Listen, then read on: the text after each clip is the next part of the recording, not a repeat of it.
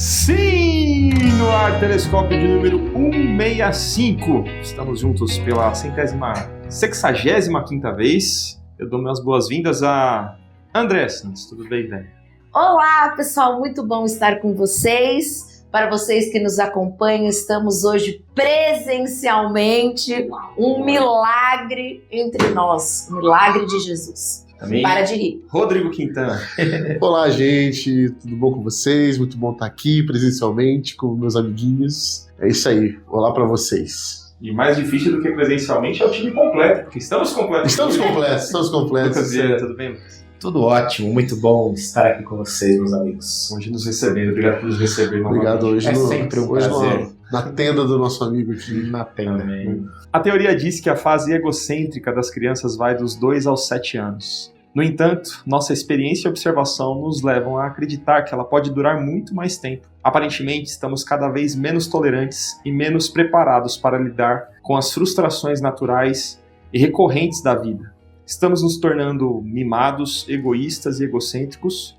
Ou essa percepção revela apenas a nossa dificuldade de lidar com as nossas próprias expectativas? Hoje nós vamos conversar sobre frustrações. Não necessariamente as nossas, se bem que a gente pode falar também sobre as nossas frustrações. Né? Temos várias. Temos várias. Mas refletir sobre como nós observamos as frustrações ao nosso redor também. Vocês acham que a gente está menos tolerante às frustrações?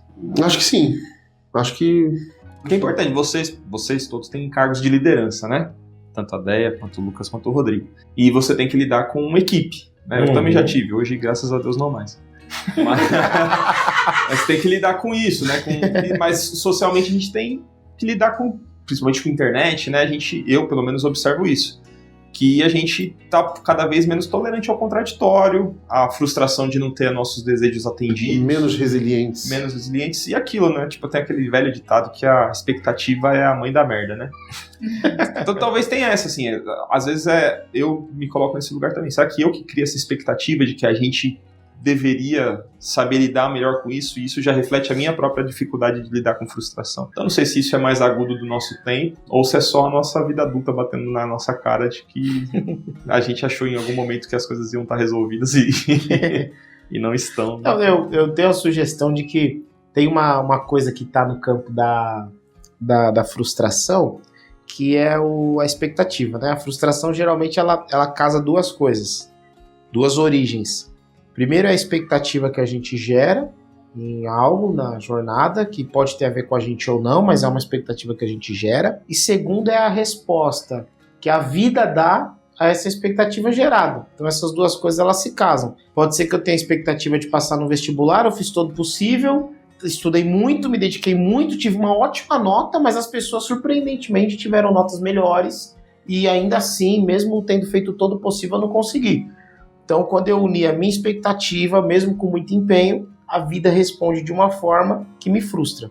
Mas quando a gente está diante de um tempo como o nosso, que é extremamente imagético no sentido das redes sociais e tudo aquilo que a gente está vendo da vida de todo mundo, eu acho que isso vai gerando mais expectativa. Então, a gente está num tempo onde a vida... Muitas expectativas. E de imediatismo a vida também. de todo mundo é compartilhada e a impressão que dá é que muitas vidas extraordinárias existem e a minha não é uma delas.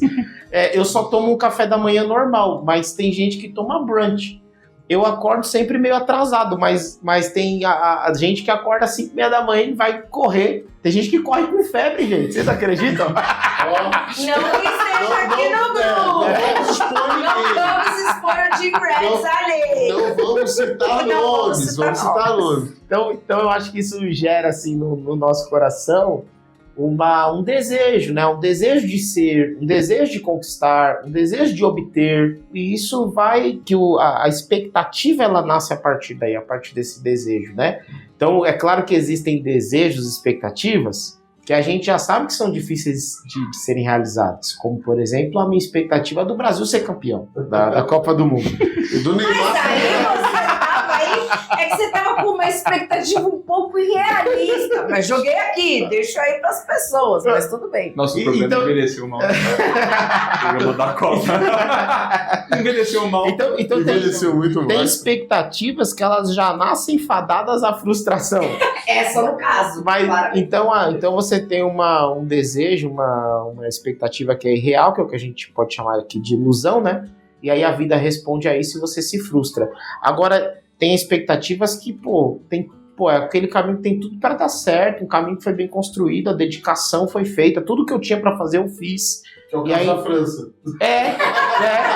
Deu errado. Só que a vida, por alguma razão, responde de maneira contrária a isso, né? Então, enfim. Então, e eu acho que nesse campo, né, de expectativas e frustrações, existe também essa nossa projeção de expectativas por conta desse meio que nós vivemos hoje, totalmente formado pela imagem, pelas telas, pelas redes sociais, essa projeção de expectativas em outros.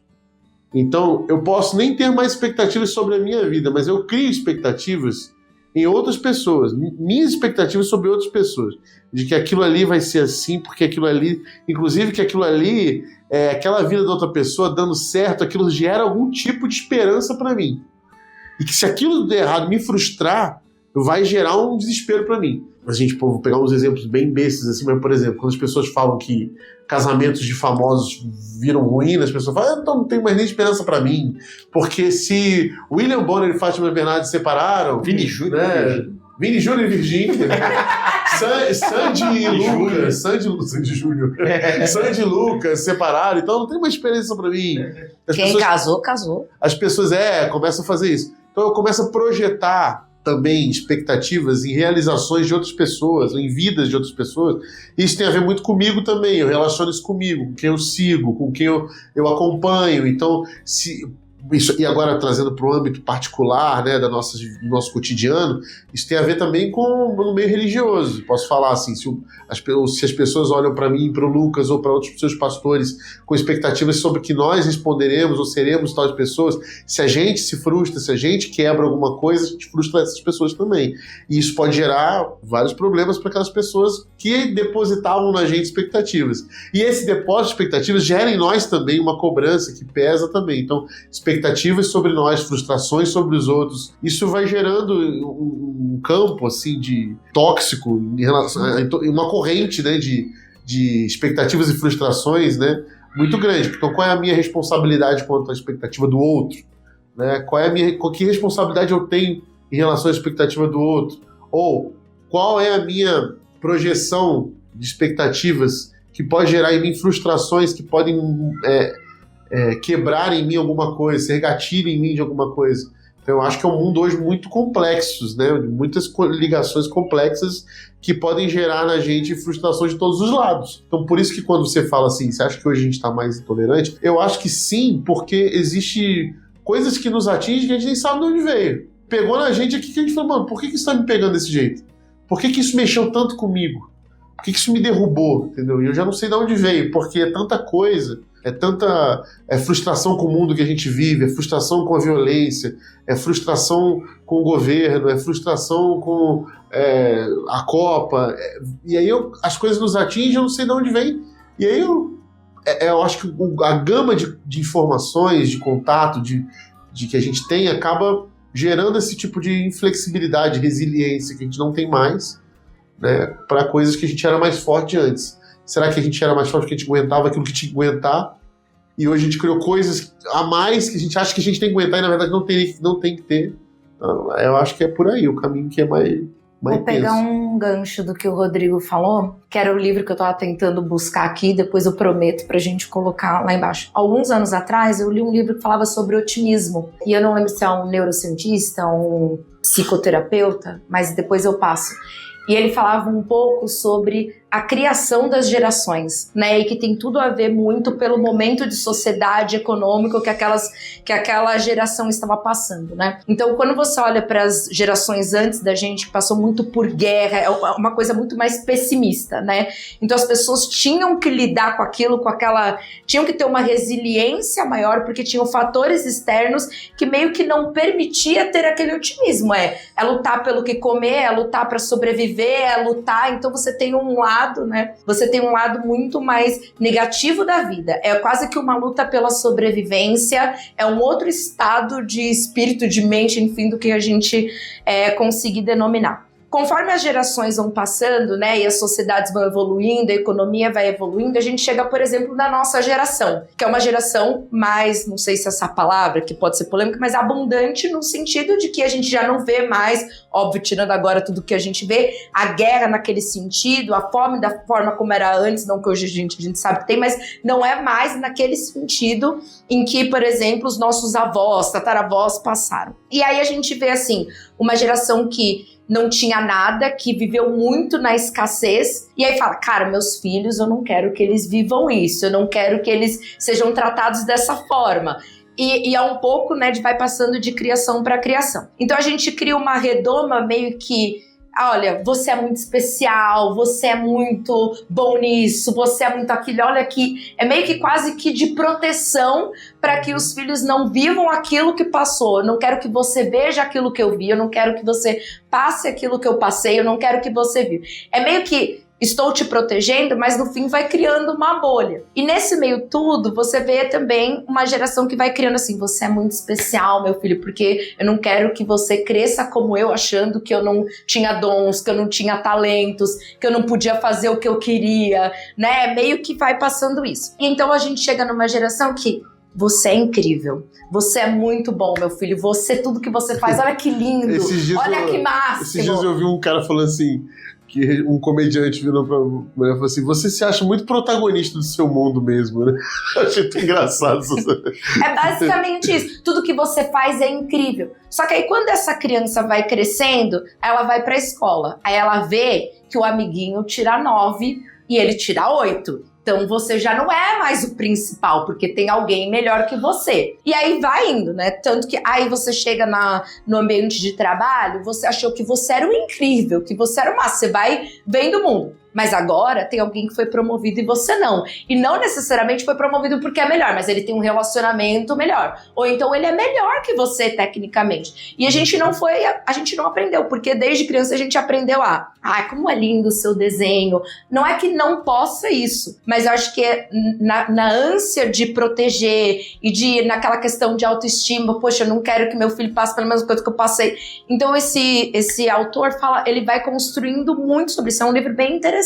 E ele fala assim, eu não sou contra o otimismo, mas ele traz esse otimismo realista de você pode ser bom, mas talvez tenha alguém que seja melhor que você num outro quesito, ou que é isso e tal. Eu sou contra o otimismo. E aí... Oi? Eu sou contra o otimismo. Mas é que é isso, ele traz um pouco o quanto distorceu o otimismo da palavra, assim, a palavra em si, né? Porque o otimismo é que destrói a humanidade. E aí ele desenvolve o livro nisso. E aí ele fala na questão da frustração. E por que as pessoas é porque tem esse otimismo justamente realista, expectativa totalmente realista, e as pessoas só vão enxergando o lado que é positivo. E de que cara, você vai se frustrar, vai ter gente que vai ser melhor que você, vão acontecer coisas que são totalmente alheias ao que você planejou, e a gente não é preparado para isso. Então quando você chega para ser adulto, é meio que, caramba, agora você é bombardeado de coisas e a gente nunca foi preparado para isso. Eu acho que soma-se isso a sociedade cada vez imediatista que a gente tem, né? Então, no passado, sei lá, as pessoas demoravam muito tempo para chegar num cargo muito alto. Hoje, se dá 2 anos você não chega no cargo alto, você se vê se cobrando. Por que eu não cheguei? Por que não sei o quê? Mas você nem tem a maturidade necessária para chegar lá. Eu fiquei, inclusive, fazendo essas reflexões, faço sempre. O quanto eu de fato tenho os atributos para chegar lá, ou quanto eu tô sendo imediatista porque eu vi que alguém chegou lá. Então, acho que é um pouco disso, assim, e eu concordo. Acho que a gente foi perdendo um pouco, sabe, essa noção, esse senso. Aí tem o nível de se comparar. Então, ninguém pode ser... É quase que ninguém pode ser melhor que eu. Ninguém pode chegar antes que eu. É até uma coisa meio egóica, assim. Então, a gente não aprendeu a ser adulto. Ninguém nos jogaram lá. E aí, um dia falaram, agora você tem que seguir sua vida. Eu falei, mas eu não era o querido, eu não era o especial. Então, essa é uma contribuição inicial. Um pouco do questão da geração da expectativa, né, dessa questão da comparação, né, e no que a gente deposita o que é ser bem-sucedido ou o que é ter sucesso, né, que está geralmente atrelado a possuir alguma coisa ou fazer alguma coisa de destaque que vai merecer atenção ou inveja das outras pessoas, né.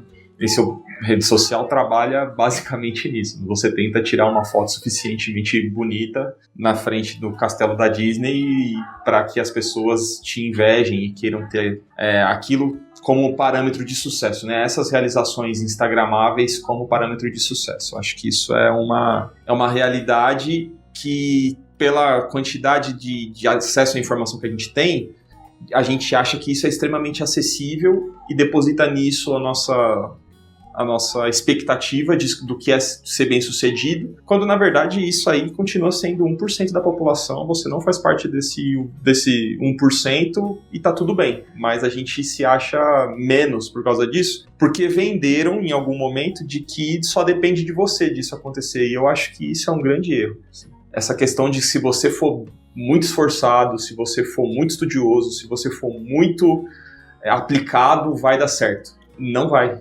Tipo assim, a gente valoriza pouco a função do acaso nessas coisas, sabe? A pessoa que tá lá, ela tem outras pessoas tão esforçadas e capazes tanto quanto, que, ou pelo acaso, ou por não ter tido o pai dono da empresa, que faz você ser muito bem sucedido e dono de uma empresa também, não é herdeiro de nada, mas vendeu-se essa noção de meritocracia, né? De que se você se esforçar o suficiente, você vai conseguir. E se eu não conseguir, é culpa só minha, né?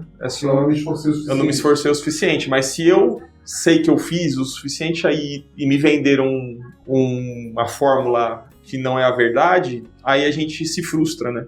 E aí eu acho que tá aí a raiz, assim, de ter se matado por correr atrás do vento, né? Não é isso que o Eclesiastes vai falar? Tipo, eu vi que o cara que não merecia nada ficar bilionário e o cara que merecia muito ficar...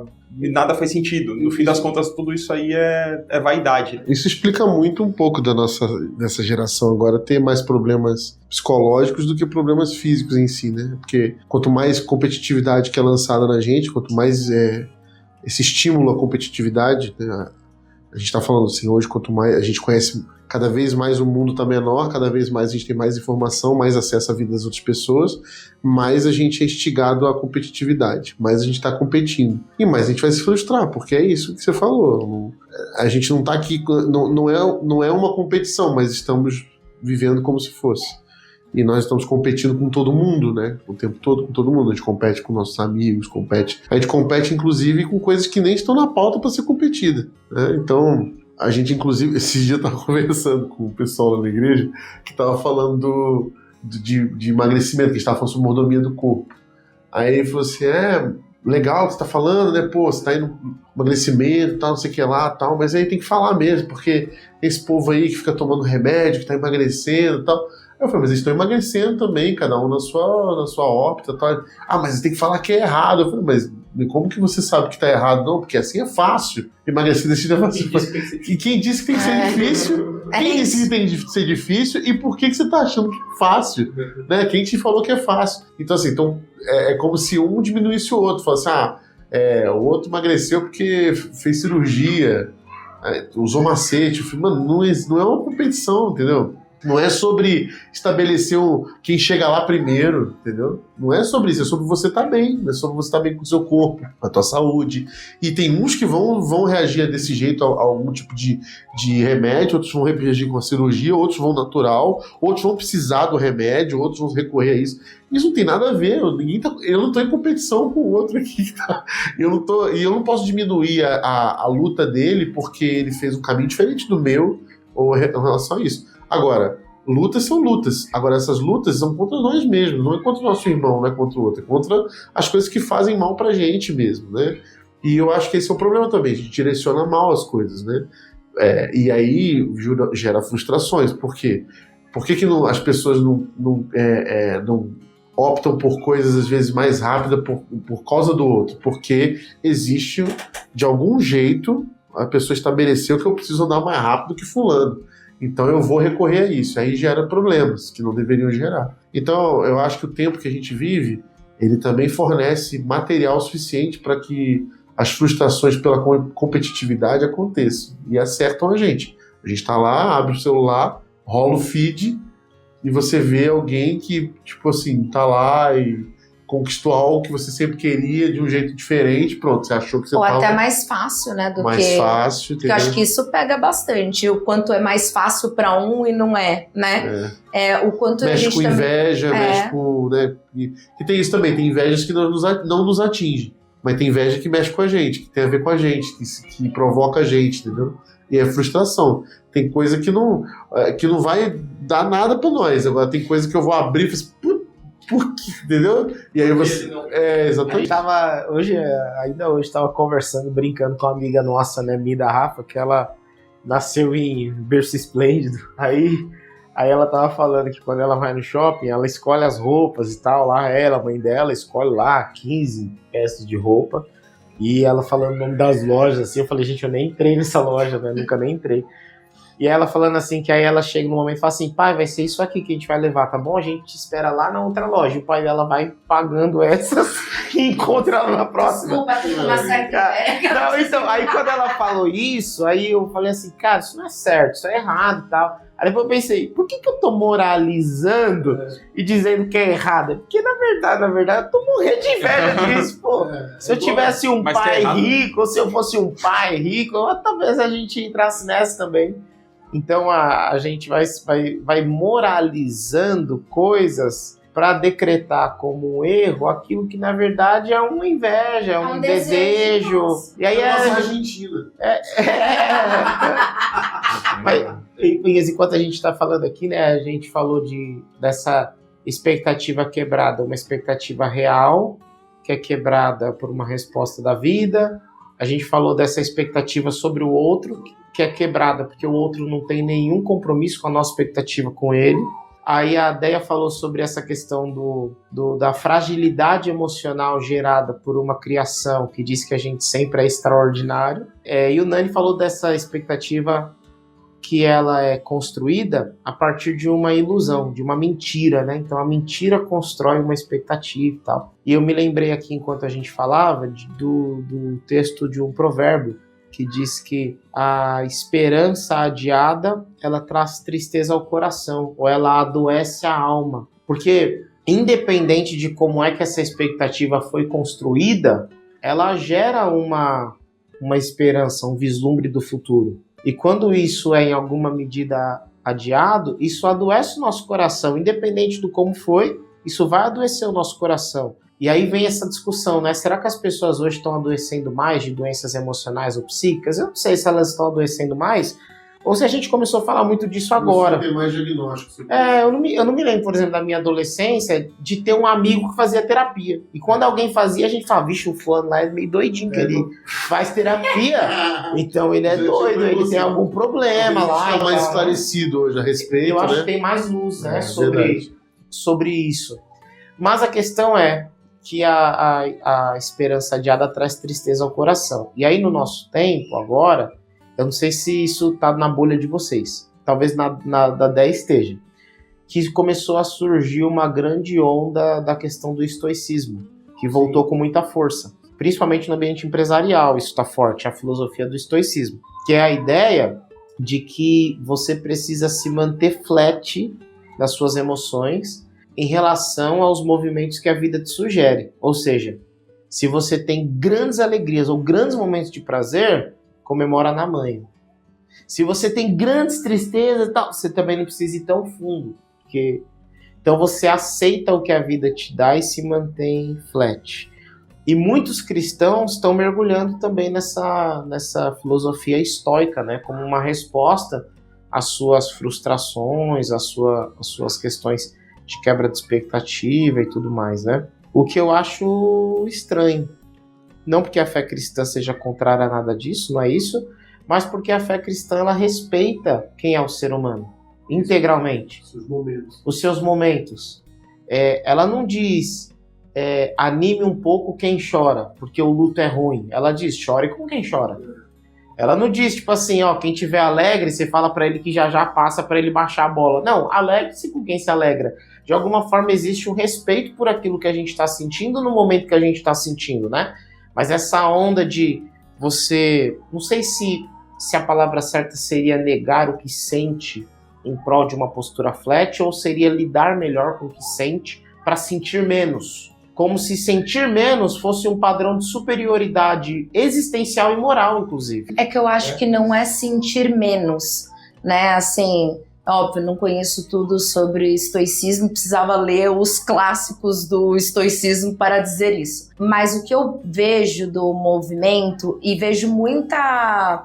Assim, do pouco que eu li, e agora inclusive estou lendo um livro do Ryan Holiday, que todo mundo fala muito, que ele traz do estoicismo. Inclusive ele cita C.S. Lewis, o que eu achei muito bom do livro.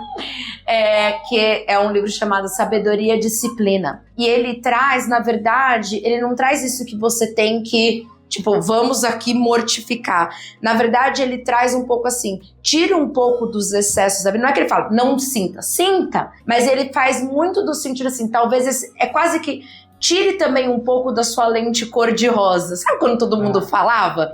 Tira a sua lente cor-de-rosa de achar que o mundo é tão bonito, ou que é tudo muito feio. Ou, eu acho que é praticamente vamos saber um pouco, assim, vamos ter um pouco mais de inteligência emocional, de gerir, que eu acho que é um pouco o que a gente vê em Provérbios também. Não é que não sinta. Eu acho que é muito quando a gente fala do contentamento, eu fiz muito essa ligação lendo esse livro. Cara, você tá passando por um momento ruim, passe pelo momento ruim. Mas assim, passe pelo momento ruim com dignidade. E quando você tá feliz, você esteja feliz. Mas não ache que, não fique com a sua lente cor-de-rosa, que tudo vai ser sempre incrível e tudo vai ser sempre ruim. Porque a vida são feitas de ciclos. E eu achei isso muito legal. Ele traz essa questão da virtude, que é um pouco do que ele traz isso. A virtude é justamente, cara, você vai ter tempo ruim, você vai ter tempo bom, se alegra no tempo bom, chora no tempo ruim, mas tire os excessos, porque eu acho que o estoicismo traz, cara, você não precisa ter se você precisa ter 1000 barcos, não precisa se sentir feliz, alguma coisa tá errado. Sabe, eu acho que ele traz um pouco, acho que por isso que eu gostei, e tira a lente cor-de-rosa e traz a questão do processo, que hoje esse imediatismo tira a questão dos processos, que eu acho que é um pouco que a lente cor-de-rosa cara, assim, a vida nem sempre vai ser justa, isso o Provérbios fala, né, que o sol nasce para todos. E ele traz um pouco, eu acho que isso que eu achei legal. Aí, novamente, eu preciso ler tudo, mas do pouco que eu li, do que eu tô lendo, não é, sabe, é quase que uma lição de inteligência emocional. Agora, assim, pensando nisso, se a gente trouxer uma reflexão no que seria uma patologia desse movimento, não traria essa apatia? Não geraria uma apatia? Essa é aí que eu me preocupo. Porque a apatia é isso, você adoeceu você não consegue, porque assim, é um movimento que ele mexe muito com isso que o Lucas estava falando, você vai ter que domar os sentimentos de um jeito que isso pode te jogar nessa apatia. E a apatia, mano, é quase que uma morte sensorial. A morte sensorial. E aí você perde visão, você perde sensibilidade, perde até discernimento de coisas que deveriam ser em relação ao outro, inclusive, né? Não só mais em relação a só você. Então, pensando nisso. Então, a minha preocupação com isso é essa. É a apatia e o cinismo. Agora, uma visão equilibrada e real da vida, concordo. Eu também acho, não. Uma visão equilibrada e real é perfeito. Agora, quando a gente, por exemplo, lê Eclesiastes, que a gente percebe que é um livro bem down, assim, né? Ele caiu numa apatia ali, né? Ele cai numa apatia, mas existe uma sabedoria interessante nele, que é a vida, ela não se concretiza da maneira que eu gostaria que ela se concretizasse. A vida, ela tem os seus tempos.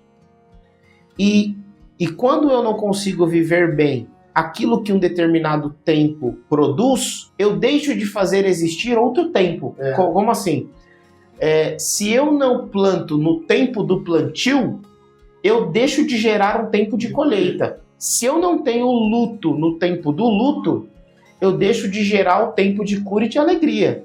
Então existe uma sabedoria de você compreender o tempo que a tua vida te sugere em cada momento e você entregar aquele tempo com a sua vida o que o tempo sugere, para que você consiga construir, inclusive, tempos futuros, inclusive esperanças futuras. Porque quem não planta no tempo da colheita também não vai poder... porque quem não planta no tempo do plantio não vai ter o que colher no tempo da colheita. Quem não vive o luto e não chora no tempo do luto não vai vencer o luto e passar por ele para desfrutar da alegria que está por vir. Eu me lembro de quando minha avó faleceu, eu me lembro que a minha mãe sofreu muito mesmo. Assim. No Dia das Mães, nos 2 dias das mães seguintes à morte da minha avó, eu me lembro que a minha mãe não saiu do quarto. Então meu pai fez um almoço e tal, e minha mãe no quarto. Não conseguia sair do quarto. No segundo Dia das Mães, meu pai fez um almoço mais uma vez para celebrar minha mãe mal, não saiu do quarto. No terceiro, meu pai fez um almoço, minha mãe estava no quarto, a gente na mesa. E aí a gente já entendeu ali que a gente ia almoçar sem minha mãe. O meu pai falou assim, filhos, esperem 1 minuto, tal, subiu. E a minha mãe desceu. Minha mãe desceu e foi um almoço alegre, especial e tal. Depois de muito tempo, eu fui perguntar pro meu pai o que rolou esse dia, né? E o meu pai disse assim, que ele olhou pra minha mãe e falou assim, amor, eu sei que a sua mãe faleceu. E eu sei que tá doendo. Mas a mãe dos meninos tá viva. E eles precisam desfrutar desse tempo em que a mãe deles está aqui. Olha que difícil isso. Eu sou fã do Claudião. Pra ela, era tempo de luto. Mas para mim era tempo de celebração da vida da minha mãe. Eu acho que a dificuldade na jornada tá nisso. Quando o meu tempo esbarra com o tempo do outro, e o outro precisa fazer de alguma forma um salto do tempo dele para compreender um outro tempo. Isso me traz, Lucas, também, reagindo ao que você está falando, que me traz na mente, assim, me lembra que os tempos que a gente vive, seja de luto, de dor, de coisas, eles nos ensinam também. Sim. Entendeu? Nos ensinam muito. Então, por exemplo, eu reagir de forma frustrada com alguma coisa, me ensina sobre aquilo ali também. Que é observar as emoções. Exato, me ensina. Então, por exemplo, quando eu tenho uma quebra muito grande e eu ponho isso pra fora, aquilo ali me remete a mim mesmo também. E se eu tratar com apatia ou se tentar segurar aquilo, talvez aquilo ali não me sirva de lição nenhuma, não mude nada pra mim, talvez. Se eu tratar aquilo tudo como uma coisa normal, como se aquilo fizesse parte da minha vida, é como se meu coração tivesse cauterizado. E aí, por exemplo, é assim, acabou, tá tudo bem. Tá? É o que, por exemplo, me remete hoje aos casamentos em declínio. Se aceita muito mais hoje um casamento que acabou de uma forma muito mais apática. É impressionante, assim. Os discursos... São até bonitos os discursos de término de casamento. Os rompimentos... Nosso amor evoluiu. Nosso amor evoluiu. Mas isso aí é mais, né, das figuras públicas. Não. Que não pode perder muito, né? Eu sei os patrocínios. Não, tudo bem. Pronto, eu falei, Rodrigo. Não, mas existe isso no meio também. Discurso, né? Não, gente, eu tô falando, existe isso no meio comum dos réis mortais também. As pessoas aceitando, tipo assim. Sim. Não, mas o amor sim, mas o amor evoluiu, não, né? Aceitar, eu concordo. Acho que de certa forma. Aceitar como uma não sei coisa se a assim, palavra como é como rio. normal, é como o rio. Isso acontece. Uma vez eu atendi uma menina que estava terminando o casamento dela, ela falou assim, mas por que a sua surpresa com isso? Né? Todo mundo sabe que uma hora ou outra o casamento vai chegar nesse ponto. Entendeu? Então, tipo assim, é um tipo de sentimento Sim. que já não se incomoda com o rompimento, né, grave, né? Existe um cinismo. Um cinismo, né? cinismo profundo. Tipo assim, a promessa que eu fiz no altar, diante da minha família, ela não significa nada. Ela já sabe que aquela promessa ali é um teatro. Porque, na verdade, o que eu sei real é que alguma hora isso pode acontecer e tá tudo bem se acontecer. Não tem problema eu mentir aqui, eu falar um bando de palavra bonita, porque fica bem na foto para todo mundo. Porque, na verdade, a minha expectativa nem é tão lá essas Eu coisas. nem boto muita fé no que eu disse. muita fé no que eu disse também, porque eu sei que isso pode acontecer e tá tudo bem. É melhor que seja assim, entendeu? Então, esse tipo de sentimento, ele gera pouco fruto na gente, no ser humano. Eu acho que a gente só tem que tomar cuidado. Não estou aqui, nossa, a defensora do estoicismo, não é isso? Calma. Tá Eu só tô. Não, é que eu acho que. Não, na verdade é porque quando eu comecei a ler e tô lendo, eu vi muita semelhança com o que a gente estuda na Bíblia. Eu vi muita semelhança. Exato. É isso. E eu acho que tem que tomar muito cuidado com interpretações da mesma forma que interpretam a Bíblia de forma errônea. E quando a gente falou do termo frustração, acho que eu gostei muito do termo, porque talvez isso passe... Todos os dias a gente se frustra com alguma coisa, e por isso que eu quis começar a ler e ler esse livro. E aí eu fui anotando algumas coisas, e eu acho que a gente pode fazer desse comparativo, e não querendo falar é melhor... Nada disso, a gente tá falando aqui num contexto. Mas o que algumas coisas que nascem da frustração e que me parece muito claro é quando a gente, de certa forma, óbvio, algumas pessoas mais, outras menos, mas uma coisa que nos frustra muito é que a gente gosta de ter controle das coisas, né? E tanto a Bíblia quanto o estoicismo mostram muito assim, cara, na vida vão acontecer coisas que você não tem controle. O contingente é parte da existência. Cara, faz parte, que é um pouco também do que o Nani tava falando. A gente pode ter muito... Às vezes a gente não tem controle nem sobre as nossas emoções, porque às vezes a gente, num reflexo, num ato, coisas que são gatilhos que vão sendo. E a gente não controla a economia, a gente não controla o que, sei lá, um falou com o outro e bateu em mim, um que brigou com o outro, o acaso, as coisas.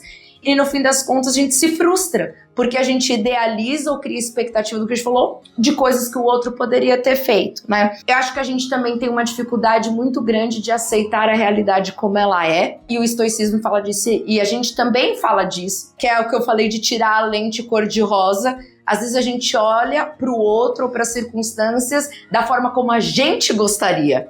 E aí por isso que a gente se frustra. Porque eu queria que o Rodrigo agisse da forma como eu queria, ou eu queria que o mundo fosse... E cara, não é. O mundo tem justiça, o mundo vai acontecer isso. Você não foi promovido porque pode acontecer isso, isso e aquilo. Então tem, né, a gente... E aí eu acho que a ideia é como que a gente lida e age de acordo com isso. E, na verdade, é uma evolução nossa como ser humano, de lidar com essas frustrações. Não é reprimir esse sentimento, mas cara, onde isso me doeu, né? Eu acho que, pelo menos do que eu tenho lido de estoicismo, não é reprimir sentimentos, é como eu observo as minhas reações e os meus sentimentos frente a isso. Acho que por isso que eu achei legal a leitura. Não tô falando que, nossa, agora estoicismo não é isso. Mas é que eu achei legal disso, que é um pouco... O porquê que a gente, às vezes, vai lidar... O que a inteligência emocional fala isso? Por que a gente vai na terapia? Para aprender a lidar. Não é falar, agora, a partir de hoje, eu sou apático, não vou sentir nada. Não é isso. Eu não tenho condição de falar nada sobre estoicismo, porque eu não conheço nada. Mas eu tava aqui tentando pensar, porque é interessante quando a gente começa o papo, quando eu penso também, na frustração da gente não saber lidar com elas. E daí eu tô tentando aqui puxar biblicamente como é que a Bíblia, para além dos episódios que a gente já falou aí, do Eclesiastes, do Provérbios, né? Grandes frustrações da Bíblia que podem dar alguma dica para mim sobre como lidar, porque eu acho que o caminho não é evitar a frustração. Talvez o caminho do Evangelho seria como eu direciono a expectativa para gerar as frustrações certas. Porque algumas frustrações são inevitáveis. Às vezes, muitas, né? Se frustrar na vida é inevitável. Agora, assim, para onde o Evangelho ou a Bíblia me direciona, para que essa frustração não seja em vão, ou só para que ela só não seja uma resposta do meu próprio ego, né? Porque eu consigo pensar também assim, Jesus demonstra frustração quando ele vai chegando em Jerusalém e ele olha e fala, pô, Jerusalém, como eu queria, né?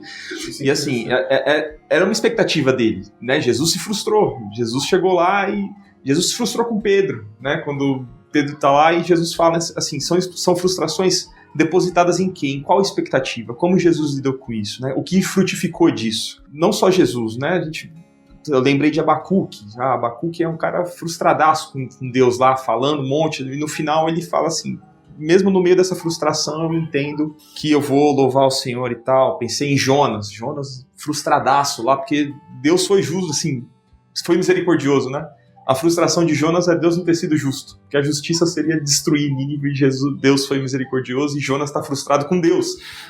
E eu não vejo assim, embora, por exemplo, Deus é duro com Jonas, né? Mas assim, o erro não tá... Você não tem que se frustrar. O erro tá assim, mas qual que era a sua expectativa? E você tá frustrado porque eu não matei criança, porque eu não matei...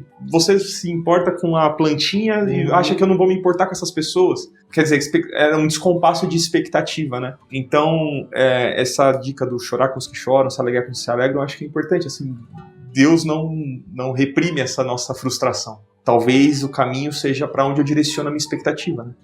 E aprenda a lidar com ela. Porque se eu acho que é tudo uma grande injustiça, que tá direcionado ao eu, ao mim, qual que é a minha expectativa frente ao que o evangelho muda em mim? É eu poder comprar 15 roupas e o cartão de crédito vem atrás de mim pagando? Quer dizer, se eu perco isso, quer dizer que o mundo não presta? Não que seja errado ter isso, né? A gente sofre inveja porque a gente queria ter, talvez.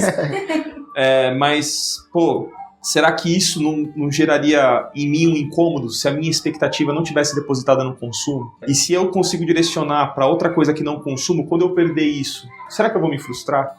Pensei um pouquinho em Paulo também, lá, espinho na carne, e Deus não tira e fala, não, eu vou me alegrar na minha fraqueza, na sua fraqueza que meu poder se aperfeiçoa, então eu vou me alegrar nas minhas fraquezas. Então essas minhas frustrações, na verdade, são um grande motivo para eu me alegrar, porque é nisso que Deus vai trabalhar em mim. Então não sei, talvez seja essa questão do direcionamento dessas expectativas que o Evangelho ou Deus possa nos colocar para que a gente se frustre com as coisas justas, sabe?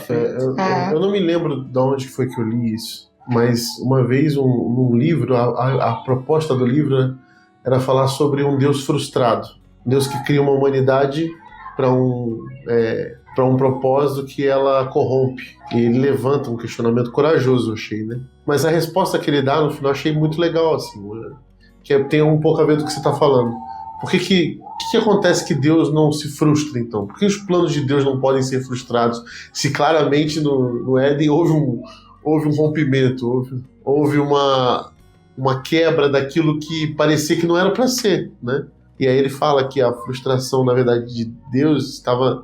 Na verdade, a frustração de Deus não é aparente para nós, porque o seu plano nunca foi sobre o homem desobedecê-lo ali, mas focado na redenção amorosa, né? Na relação redimida amorosa do seu plano perfeito.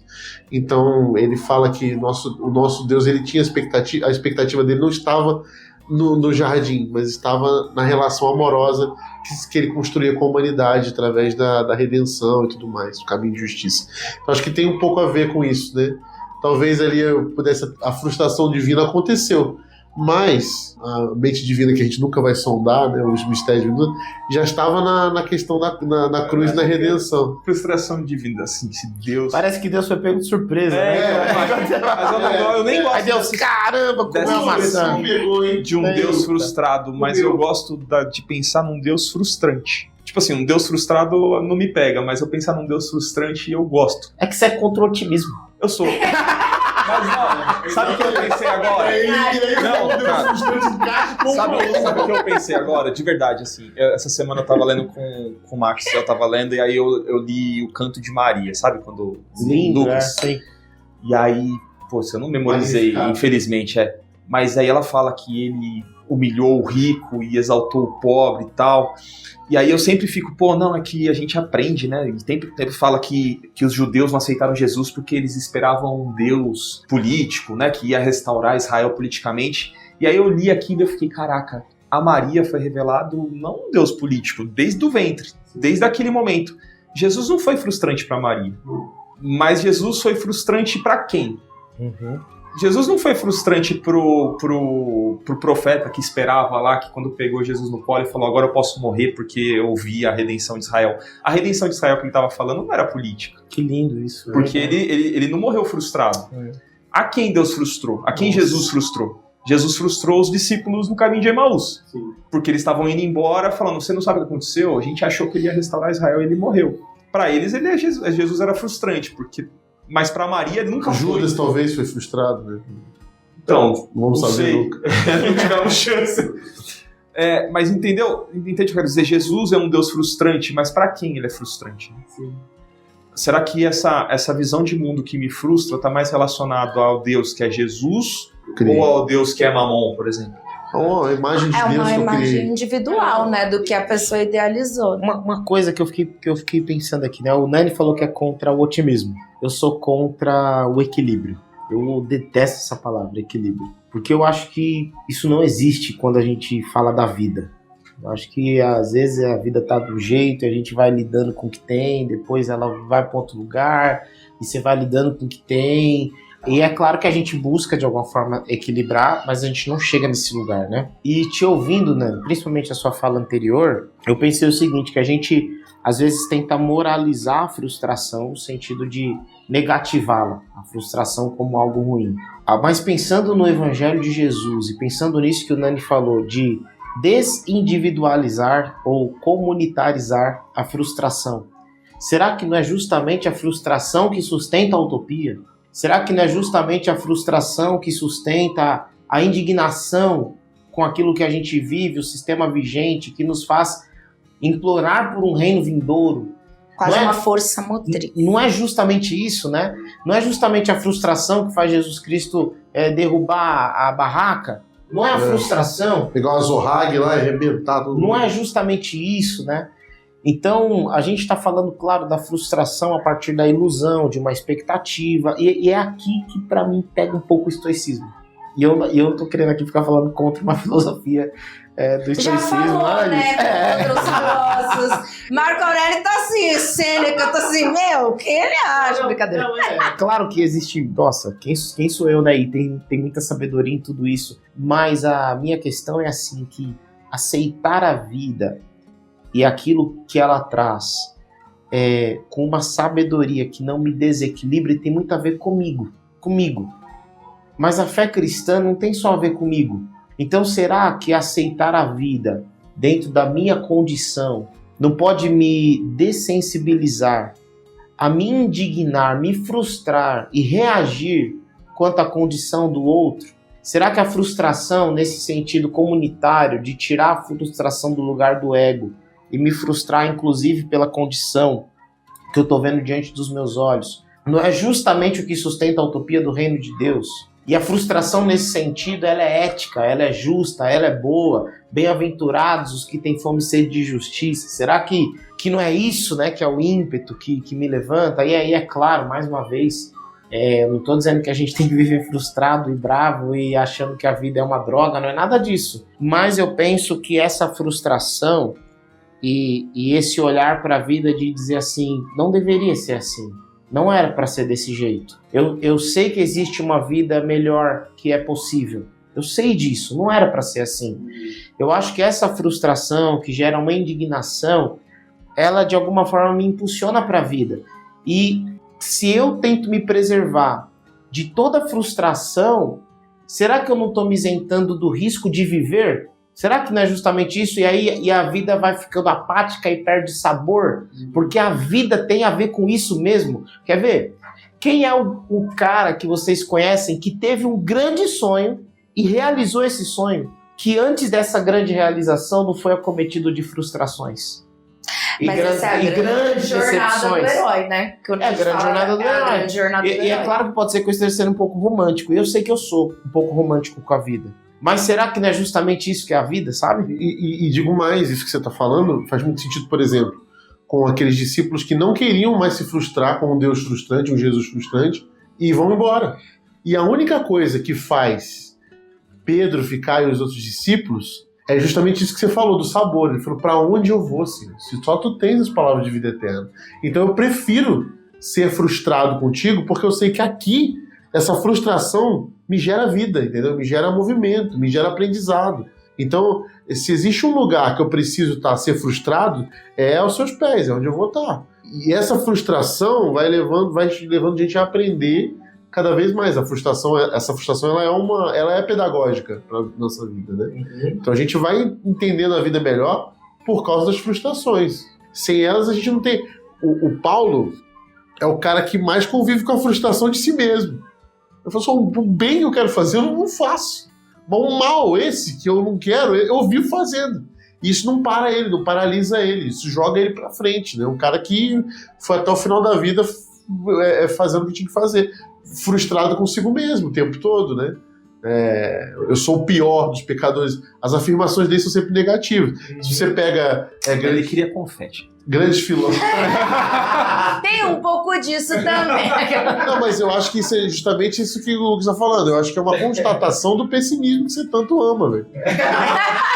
A constatação do pessimismo. Eu sou um merda, mas eu tô aqui, ó. Eu tô aqui lutando, então vamos comigo. E outra, ele ainda fala assim, sede meus imitadores ainda. Então é o paradoxo da frustração. Lucas, mas eu acho que isso converge muito com o início que a gente falou. Hoje a gente se blinda tanto da frustração de que nada pode acontecer com a gente, porque a gente justamente fala, aqui, eu tô aqui na minha redoma, que nada, eu só quero o lado bom da vida, né? Assim, quando a vida ela é feita de altos e baixos, de ciclos. Uma hora você tá lá em cima, outra hora você tá lá embaixo. Uma hora aconteceu uma coisa super legal que você gostou e outra hora não é isso. E a vida, justamente, que é a parte que a gente não gosta, que é a brincadeira que a gente faz do ônus e o bônus, e a gente só quer o bônus, né? A gente só quer, e a gente não quer lembrar que, pra talvez você conseguir esse bônus, vai ter todo um ônus aqui até você chegar lá. Para uns não tem tanto esse ônus, vai direto no bônus. A vida não é justa, entendeu? Acho que é um pouco disso. Acho que a gente começou nisso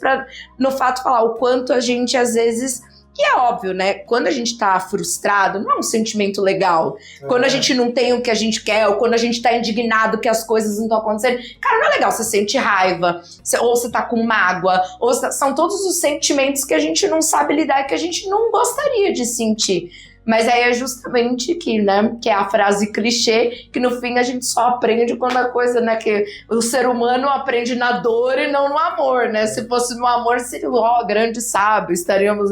E não é isso, é um pouco do que a gente acaba não querendo. Aí todo mundo fala, então vamos se frustrar o tempo todo. Ninguém quer se frustrar o tempo todo, todo mundo também quer um pouco. Então, às vezes trazer um pouco desse otimismo, até quase que assim, não pra suprimir isso, mas falar, cara, que toda hora uma coisa frustrante também, pelo amor, que é praticamente o que a gente fala da vida adulta. Pô, é só um boleto, nunca sabe? Olha aqui um voucher. Mas vou fazer uma pergunta pra você, mas pra todos, né? Que eu fiquei pensando aqui, né? Qual foi a grande frustração que de alguma forma te formou até aqui? Uma frustração que você lembra assim, cara, essa frustração aqui me conduziu.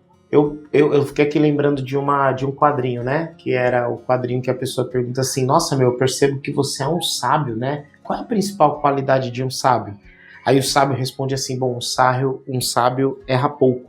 E como que eu faço para me tornar um sábio? E ele diz, errando muito. E aprendendo com isso, né? Então sempre a gente vai errando, se frustrando, caindo e tal, e a gente vai amadurecendo e crescendo. Então de alguma forma a frustração nos conduz, né? E enquanto a gente tá conversando, eu fiquei pensando, eu já tive um monte de frustrações, com certeza vocês também, mas tipo, qual frustração nos trouxe até aqui? Porque isso eu acho que dá um pouco de esperança para quem ouve a gente, mas pra gente também. Olhar para trás e dizer quais frustrações nos trouxeram até aqui. Eu não vou falar uma só, mas eu vou falar de coisas que foram ligadas. Não é retórica para responder? Não, assim, eu acho que eu tive várias, sabe, meio que quando algumas são mais fortes, mas várias que você vai tendo. Mas eu acho que uma que tá muito ligada ao que o Nani falou, que é assim, você pode fazer tudo certo. No trabalho, no relacionamento. Mas se tem uma coisa que depende do outro, que não depende só de você, cara, eu já tive várias dessa. E eu acho que isso te coloca num lugar de humildade. Acho que o primeiro, que acho que te tira um pouco assim, para de se achar.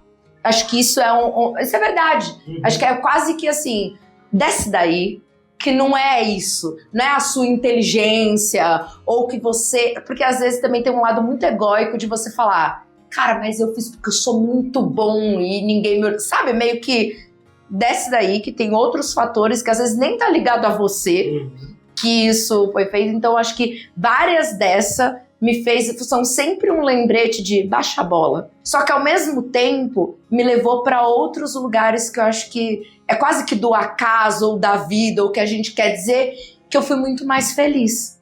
Então acho que esse que tá o ponto de esperança. Porque às vezes a gente fala, cara, eu quero tanto aquilo, eu quis tanto aquilo, que era um pouco do que a gente estava conversando ali. Eu queria tanto, poderia ser diferente. Cara, não poderia ser. Foi exatamente o que tinha que ser.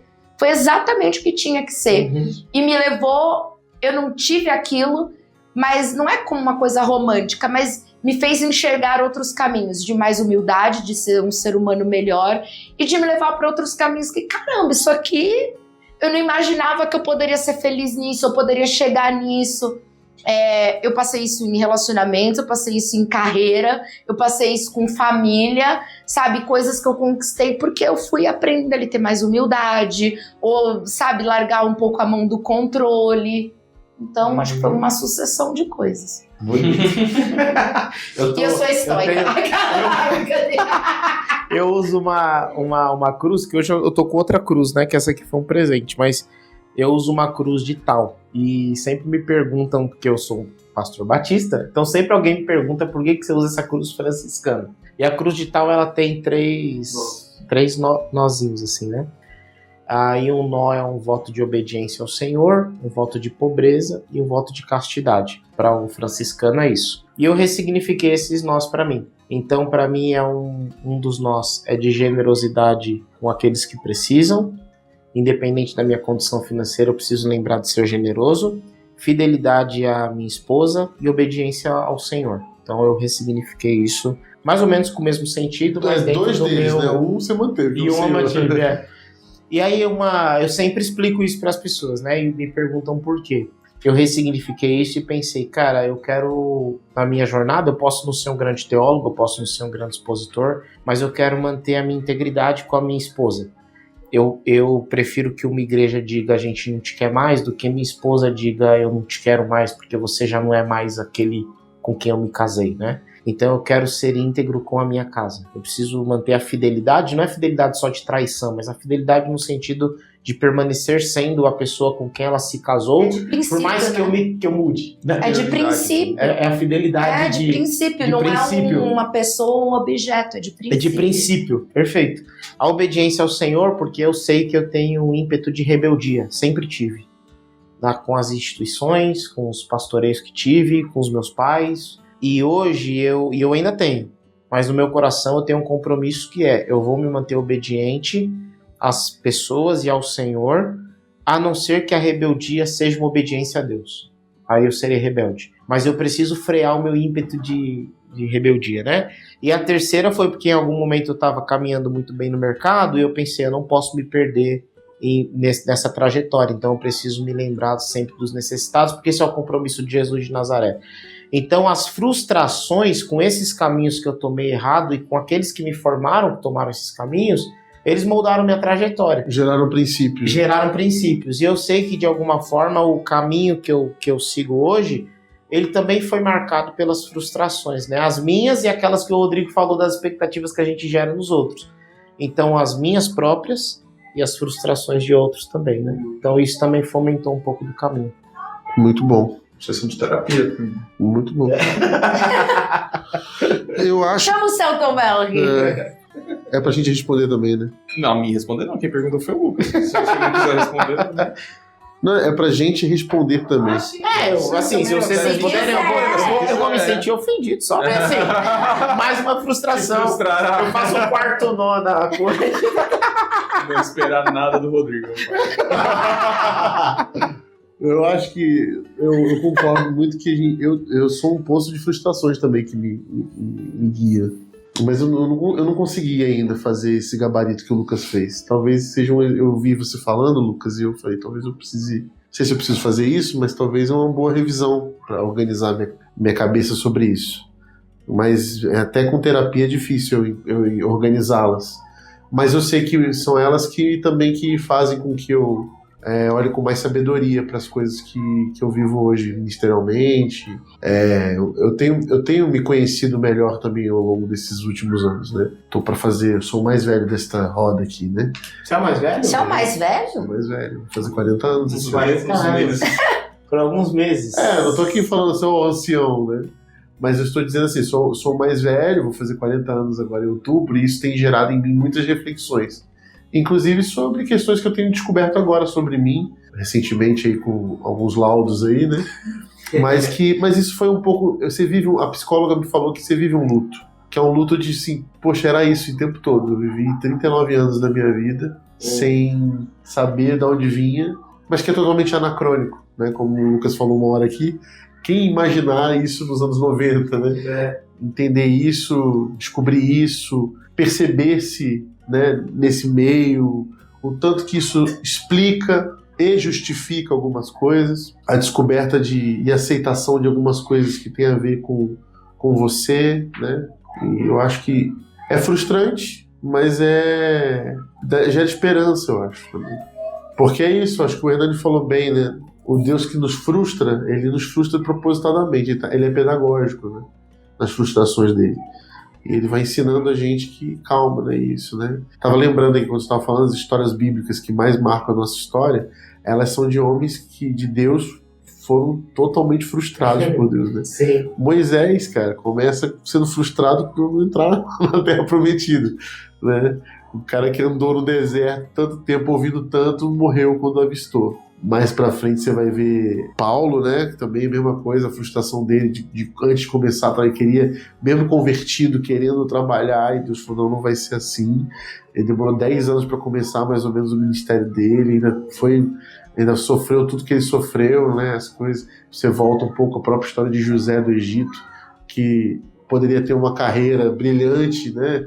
E o quanto que ele foi frustrado durante anos, até que a gente chegue no ponto que ele foi governador do Egito.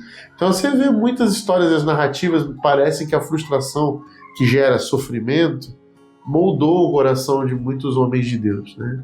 E eu acho que quando a gente se coloca na caminhada de discípulo, e o discípulo ele quer parecer cada vez mais com o seu mestre, o nosso mestre é um homem sofredor, é um homem de muitas frustrações, né, em relação à condição humana, né? E isso gera em nós essa pedagogia. Então, voltando para o Rodrigo, eu acho que eu tenho, né, as minhas coleções de frustrações. Eu não sei elencar assim bem, como o Lucas fez agora, porque é uma reflexão já bem clara já, mas eu sei que eu carrego bastante dessas frustrações que me fazem olhar para a vida com esperança. Só um comentário sobre isso que você falou, que me veio um texto na cabeça, né? É quando o apóstolo Paulo diz assim que todas as coisas cooperam para o bem daqueles que amam a Deus e que foram chamados segundo o seu propósito. Porque o propósito do chamado daqueles que amam a Deus é serem conformes à imagem de Cristo Jesus. Esse é o bom propósito. O bom propósito daqueles que foram chamados é se tornarem como o Filho de Deus. Então, quando você estava falando dessas coisas, né, e a gente também compartilhando as frustrações, eu penso que é isso que esse texto está falando. Que todas as coisas, todas elas, inclusive todas essas que foram vindo à nossa memória, tudo da nossa história, é usado por Deus para que nós sejamos conformados à imagem do Filho de Deus.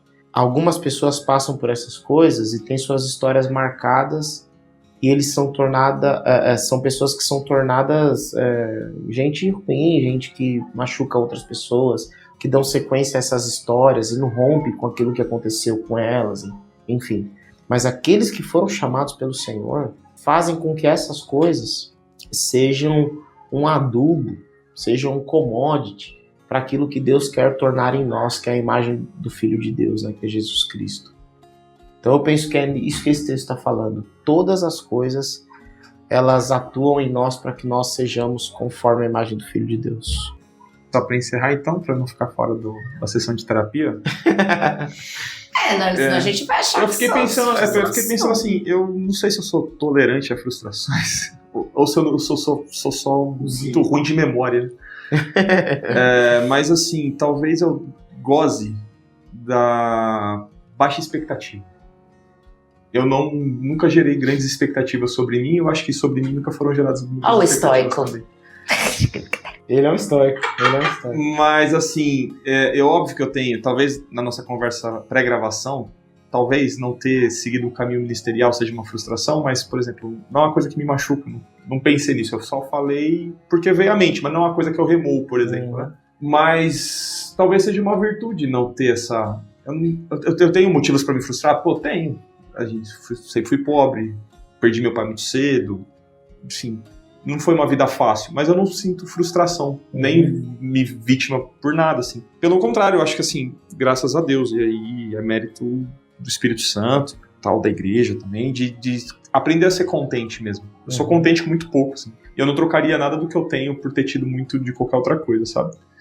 Então eu tenho muita satisfação no que eu consegui, mesmo nas dificuldades. Tenho uma esposa linda, filhos lindos, tenho uma casa, tenho roupa, tenho um carro. Corpo lindo? Não. Não. Mas... Faltando alguns minutos pra encerrar. Tava assim, perfeito o episódio. Imparável. Eu aprendi a ser contente com o que eu tenho, sabe? E assim, Também? e assim, eu observo com um pouco, assim, não sei, eu não sinto inveja da maioria das coisas que as pessoas talvez sintam, sabe? Dessa questão do consumo. Eu tenho muita coisa, assim, Ai, eu sou muito feliz pelo que eu tenho. estoico, um homem virtuoso. Mas eu acho que, assim, essa tolerância à frustração também tem uma questão de, por exemplo, tava pensando que o telescópio é fruto de uma frustração pra igreja. Olha aí. Olha. Que fechamento. Tipo, a gente existe pela frustração como igreja. E, assim, a frustração com a igreja não gerou uma resignação, né? Fala assim, não vai dar por esse mês, a gente vai por aquele. E vamos fazer do jeito que dá, né? Então, assim, não sei se é virtude isso, depois de todo esse papo aí, se eu devia me indignar mais. Mas eu vivo satisfeito com isso, assim. Não é uma grande resignação, não. Eu acho que, assim, conseguir se lançar pra fora de si, as frustrações pra fora de si, né? A frustração pelo que você observa mais do que pelo que você sente, talvez, né? Seja um caminho, né, do caminho de Paulo ou de outras coisas. E, assim, eu acho absolutamente justo. Eu comecei... Minha percepção sobre a frustração foi mudando ao longo do papo. Talvez a gente, quando propôs o assunto e a gente... pensar, a minha disposição em falar sobre isso seria, como é que a gente lida com essa geração frustrada? E no fim das contas, assim, o problema não estava na frustração, né? Mas no que ela gera, no que ela está direcionada. Então, não foi frustrante o papo, foi muito bom. Oh, nossa! Quem não queria acabar? Eu não queria gerar essa frustração em você. Mais algo a acrescentar? Não, acho que é isso. É isso. Muito bem, meus amigos. Antes que os pastores, briguem comigo, que eu sou estoica. Muito obrigado a você que nos ouve, obrigado a Crentaços, que mantém o Telescópio no ar, sigam a Crentaços, sigam o canal Telescópio, sigam cada uma das pessoas aqui que você queira. Recomendo fortemente que você se alimente, né, de coisas saudáveis, né? Busque, principalmente esse ambiente de rede social, que é o ambiente que a gente transita, né? Que é o ambiente onde o telescópio circula.